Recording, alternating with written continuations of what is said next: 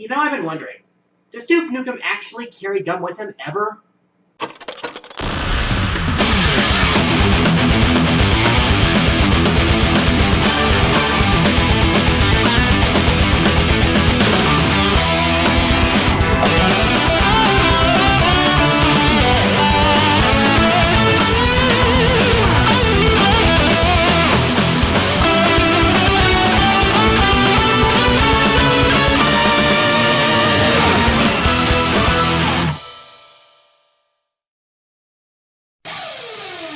This is Maximilian, gamer, YouTuber, Twitch streamer, and connoisseur of video game hype. When this guy starts his stream up, you know shit is about to go down. A generally honorable player, not to mention fun as hell to watch, Max has gained quite a following through his various web series. Like most YouTubers who have multiple series, everyone has their own reason for following him. Whether it's the entertaining and informative Assist Me, his exploits as the online warrior, or in my case, boss rage. I can't put my finger on it, but there's just something about seeing a gamer face down some of the toughest bosses in fighting game history on the hardest difficulty settings that just clicks with me. I don't know whether it's the humor that accompanies the unhealthy sodium levels, or the moment of triumph when the enemy collapses, but I love this series. So I'm counting down my 10 favorite episodes. Granted, this is my personal opinion, and the criteria is simply based on how much I enjoyed the episode. So enough jibber jabber, let's go! What, this is Max we're talking about. Were you expecting it's game time? Wait, damn it! Despite being one of the first and shortest episodes in the series, I still found the Inferno episode to be fun and entertaining. Among bosses in fighting games, Inferno from Soul Calibur 2 is said to be relatively tame when compared to bosses like Night Terror and Algol. That being said, he's still an annoying boss due to the fact that A, he has 3 phases, B, he switches weapons randomly with each phase, and C, he only needs to KO you once to end the match. Did that bother Max? Pfft, he pretty much blew through the entire ladder on extremely hard. Well, at least he gave us a lot of hype to enjoy along the way. Nightmare was his main man throughout the run. We're gonna choose the greatest character in Soul Calibur history. And Max really looked like he knew what he was doing. There were some really entertaining lines in this one. Mother Viper! Probably the best part of this episode was the rival battle. Max really got into character at this point. You conceited wretched human! I also have to give him credit for calling out Inferno for his design in this one. Alright, you creep-ass frickin' Resident Evil 2 reject, let's go. That being said, he does call Namco bosses among the most challenging, but there are tougher Namco bosses than Inferno that I'd like to see him face in the future. I can already imagine the salt that would result if he tackles Azazel from Tekken 6. So just to confirm, we are indeed 9 stars, normal damage, normal speed. Yeah, this one's another early episode, but still satisfying nonetheless. Bison is infamous among Street Fighter fans and one of the most recognizable bosses in fighting games, and he was arguably at his toughest in Street Fighter Alpha 3. A lot of the rage comes from his easily abused and absurdly powerful Psycho Crusher. A difficult fight, and Max was ready for it. In this episode, Max took Ken through the game, and right from the start you could tell he was getting into it. Bison, your drug-dealing ways are done. Despite a rough start with Vega, Max powered through the rest of the ladder, until Scott and Cammy. Then the salt really started flowing. All the Dreamcast CPU power is going into beating me right now. That's the only way. This episode was an entertaining mix of rage-filled yelling and Max's brand of humorous commentary. You're from America. You eat beef. You gotta be like 9 feet tall. He was into this from beginning to end, and it was showing. Man, was it satisfying to see him pull it off. And then later, he did the same thing in dramatic battle with Ryu and Ken and absolutely wrecked shop. Now let's count the number of times he said his catchphrase. Yo, let's go! Let's freaking go! Let's go! Let's go! Let's freaking go! Let's freaking go. Let's go! Let's go! Let's go! Let's go! Let's freaking go! Let's go! Let's go! Let's go! Yo, let's go! Let's go! Let's freaking go! Hey, it is his catchphrase. This is where they start getting really good. Let me say this right now, the one per franchise rule isn't in play here since Max has tackled franchises on multiple occasions. He's done 4 Street Fighter bosses on Boss Rage, and one of them celebrated 15 years of what is considered by some to be the best in the series, with arguably the cheapest boss in the series. Yeah, Weedon and I talked about Gil and how cheap he was in Third Strike. Hard-hitting moves, high priority, 3 super arts, including that damn resurrection. Yeah, you knew Max was gonna have a challenge on his hands. You could tell that the adrenaline was flowing right from the start. For most of the run, he was on point with Ken, including a full parry of Sean's super art. Clearly, Max had been practicing his Evo moments. Oh wait, he already did that. I especially like how much he handed up, especially with the bonus stages. He made crushing a car and parrying basketball sound like a personal vendetta. My entire family has been avenged. It was like the story of Shenmue, but much more abrupt and involved a car door. I also feel like this episode was better edited than the previous two entries. This was when Max was really hitting his stride. This was especially true in how he presented the struggle against Gil himself. Angelic entrance, menacing background music, excellent syncing. This shit was tense! Oro, Sean, Ryu, Dudley, all of them up, all of them down. You could feel his determination when he went back to Ken and his cry of victory when he landed the final blow. For me, it was Tuesday! Well, what do you know, it actually was.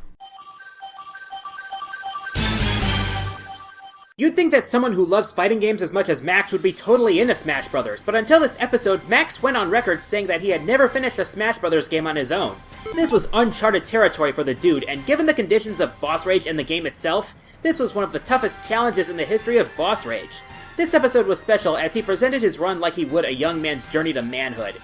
He took a smart approach to this run by starting at rank 6 in order to get used to both the game and the boss. Though there was a point where he accidentally SD'd before finishing off the core on rank 8.5. Hashtag mistakes were made. Of course he made light of that, and he made light of the fact that Chrom was never made playable. No, you said it wrong. It's actually Crumb. But things really got going when that cursor hovered over Mega Man. From there, the challenge was on and the salt was flowing. Are you not entertained? He played up the drama big time, as though he were writing an auto-documentary, and it might as well have been. For this was the first time in Boss Rage history that it took longer than the first night to take down Master Koron 9.0. You could almost feel his roar of accomplishment when that final blow was struck. Super fighting robots! After witnessing his journey, I almost wish I could face him myself.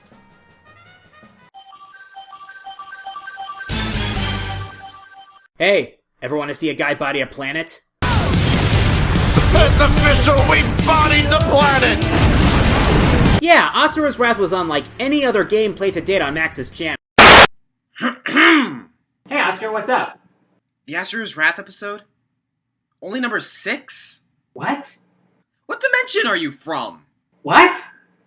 I don't know any dimension called what. Do they speak English in dimension what? What?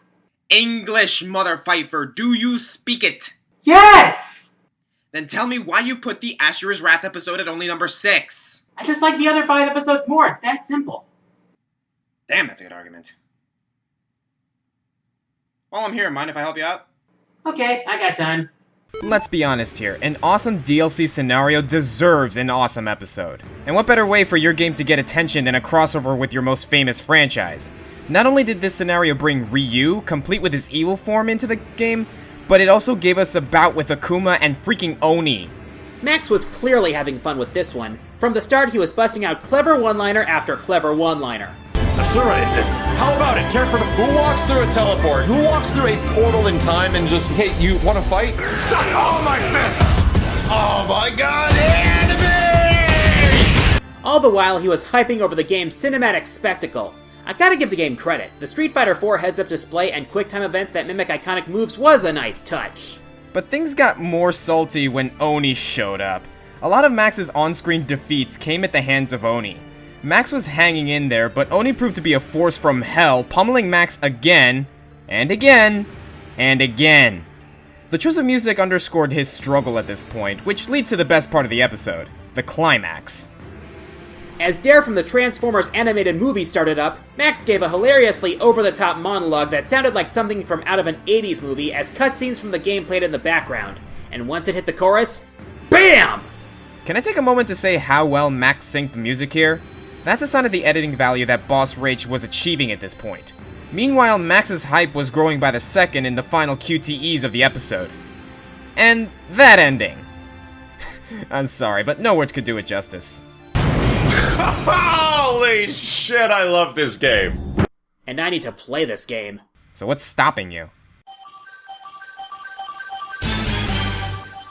That's right, Oni is pulling double duty on this list, with the most insane set of requirements ever. No rounds lost, 2 perfects, 10 first attacks, 5 ultra or super finishes, and you have to finish Seth with a super or ultra. Damn, this challenge was sadistic, and Max was going in hard. The salt was real from the very start, with Cameo and Capre right out of the gate. It's just hatred fiesta right now. And it wasn't long before Max realized that the only thing that could be harder than beating Oni was actually reaching him. Not only was the sweating loud here, but it actually brought us one of the funniest moments in the show thus far. Just look at Max's face right there! That face was absolutely priceless. I also gotta laugh at the part where the barrels freaking bodied him. Of course, getting to Oni was no joke, especially since on his first straight run, he ended up facing Evil Ryu instead. What did I do wrong? At this point, things got really good. After a self-motivational speech, we were treated to some moving background music, and throughout the push towards the demon, clips of both Oni and Evil Ryu were interspersed through Max's subsequent attempts, all combining to form a montage of hype, until sure enough, at last, the requirements were met, the goal was achieved, and Oni appeared. And in a match that went down to the wire, Max and Ryu prevailed. This was the first boss to ever earn a perfect 10 out of 10 difficulty rating. Not only for Oni himself, but the ridiculous set of requirements to even reach him. Max earned this win big time, which is why this episode earned a place this high. That one's for you, Ken! Challenge Tower 300, one of the greatest challenges in Mortal Kombat history. Goro, Kintaro, Melina, and Shao Kahn. One life bar, debuffs aplenty. A challenge this daunting could only be described in one way. This is Endgame! Such a trial could not be faced by one man alone. Max and his friends from the Yo Video Games crew were in for the fight of their lives on this one. It began with the expert arcade ladder as Max proved that Noob was anything but, rocking the ladder with only 8 losses in spite of Shao Kahn's disrespect. But the real challenge was just getting started. Right from the moment that Max and his friends began this undertaking, they knew that this was going to be a team effort. They didn't even care who pulled it off, as long as they pulled it off. The conversation started off innocent enough, with plenty of jokes and memorable lines. Oh, blocking disabled! Oh, blocking disabled! Blocking disabled! But as the losses piled up, they just got saltier and saltier. Something that even Max was willing to admit. Alright, it's not about having fun. It's about fucking getting the shit done so we can look at something else. Sorry, we're a bunch of salty old fucks now. They went through character after character until finally, Raiden was called upon, leading to the best way Max and company could have handled the climactic moments, using footage from the reveal trailer before Steve landed the winning blow after 191 deaths and 7 hours of tribulation. At that point, you could feel the euphoria in the room. The music they chose for this run really fit the challenge here, but what I really loved about this episode was how Max and his friends kept things going between one another. If Max had gone this one alone, I don't know if this episode would have been nearly as entertaining. The Cheers homage was a nice touch too.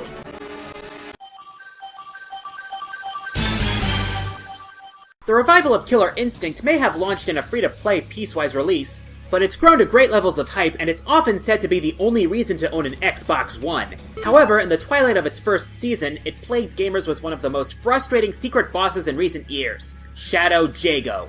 In order to reach him, players had to go through arcade mode on medium or higher without losing, earn 2 supreme victories, pull off an ultra before the rival, and an ultra on the rival. Doing that is tough enough in its own right, but try doing that when your Xbox One has Skynet running on it. Max's run on KI Season 1 was the first episode where Max's editing style was truly established, and it's still one of my favorites. Not only was Max steeling himself to face Shadow Jago, but he was doing it on Kyle difficulty, which learns your style and adapts to it. At first it seemed like Fulgore would be the man of the hour, For the great nation of Fulgornia, let's rock and roll. but after the first recorded loss, a certain killer canine stole the show. Benny the Hype Dog, ladies and gentlemen, also known as Saberwolf, who carried Max through to the end. After reaching Fulgore on the first run, he even got the lowdown from a staff member at Double Helix, which is where the Metal Gear music kicked in. This episode had some of Max's best lines, the canine ones, Nice gymnastics. I'm a fucking dog. the Terminator references, I now have Skynet in my fucking bedroom. Really, I'm not looking forward to Terminators waking me up in the middle of the night. and everything else hype. We're going to fucking Disneyland. Let's go. Then there was the fight against Shadow Jago himself, and after losing the first match, he delivered a line that his fans would remember. The dream is not dead. Let's go. The climax had Max surging with hype, accompanied with Dragon Rider as his triumph echoed throughout the web. And to top it off, a hilariously appropriate nod to Terminator 2. This shit was fucking hype. Because if a machine can learn the value of human life, maybe we can too. Now I can only imagine what the Season 2 finale will bring. Aria.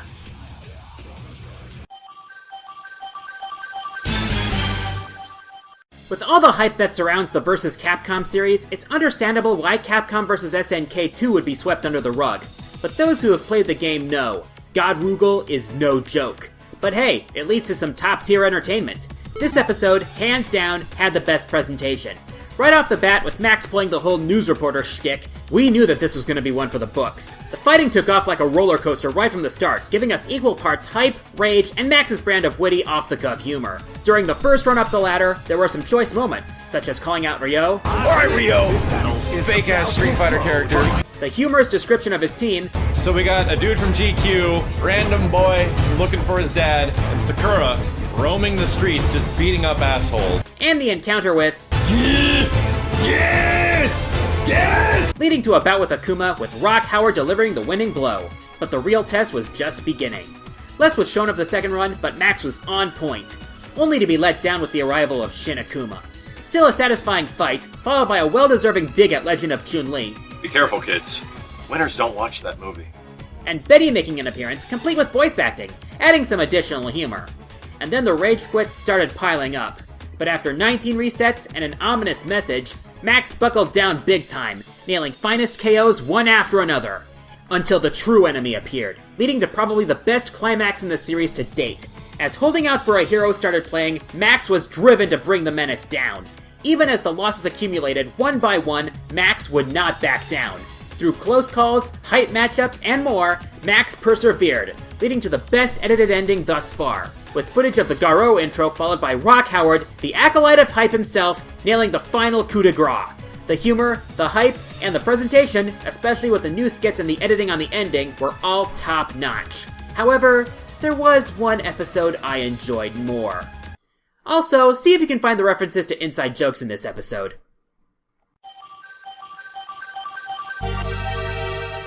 It all started with an atrocious game, 4 best friends, and a challenge. Why are you such a coward, Max? Why are you such a coward, Max? What resulted was something that would go down in legend. F.R.E.A.K.S is notorious for being a terrible fighting game. It's apparently so evil that almost no footage of a complete playthrough exists at all, let alone on the highest difficulty. But the best friend Zaibatsu, consumed by the salt that this game had been known to cause, called out Max and his friends to do just that, claiming he was too scared. From that moment, Operation Save the Scrub Lords was on. In fact, Max made an intro that played it up like the game had turned them into Scrub Lords, and it was his mission to save them.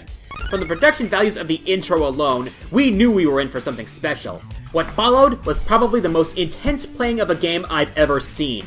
With the difficulty of the game, every victory was a triumph, but even as the losses piled up, Max and his friends were still able to stay loose under pressure, which is something I can admire. Fucking Bulgor is a piece of shit. Bulgor! On a quick side note, this is the only main episode of the series to keep a running tally of the death count. By the time Max and company reached the Mutilator after 2 hours, the hype was off the scale, and the ultimate challenge began.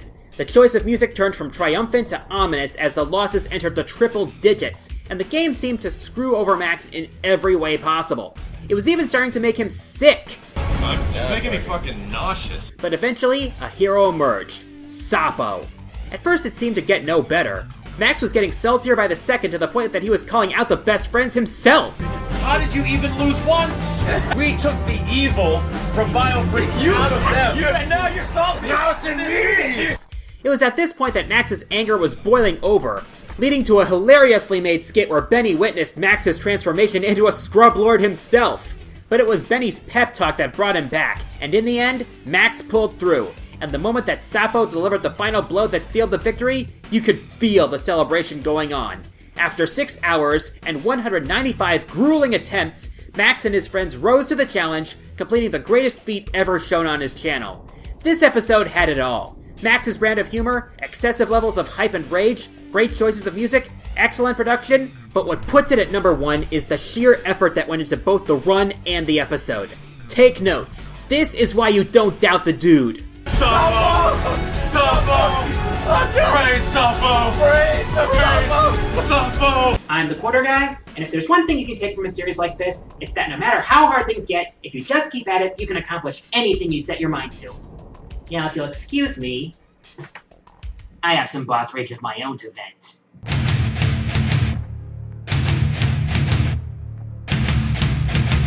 I must be mad.